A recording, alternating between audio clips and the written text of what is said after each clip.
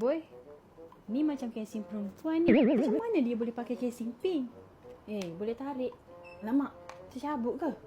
Ni magnet ke apa ni? Ayang! Ayang! Apa dia? Siapa punya ni? Macam mana boleh ada? Kenapa awak pakai warna pink? Mana casing saya bagi kat awak tu? Casing tu ada je. Lepas tu ni siapa punya? Ini awak punya lah, saya beli. Saya pakai dekat phone saya dulu. Tipu. Mana nak datangnya? Ni Dengan awak punya. magnetnya.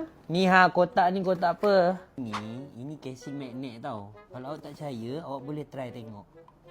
Ada banyak lagi dalam ni. Awak boleh tukar-tukar ni. Macam tu tak apa. Lepas ni, dah tak payah beli casing banyak-banyak lah kan? Sebab kalau pakai casing case bank ni, korang just tukar cover je tau. Macam-macam corak weh ada. Yang paling best, belakang tu magnet. Korang pakai dulu casing dan korang lekatkan. Wow! Ni antara design yang Isha ambil sebab dia so cute. Nak tukar cover belakang tu pun senang je. Korang just tukar je dan letak yang baru. Cantik kan? Paling penting, pakai casing ni terus nampak wow. Korang jangan risaulah. Belakang casing ni dia keras lah. Kalau jatuh pun tak ada masalah. Phone tak akan calap. Tunggu apa lagi? Jangan lupa dapatkan casing for case bank ni.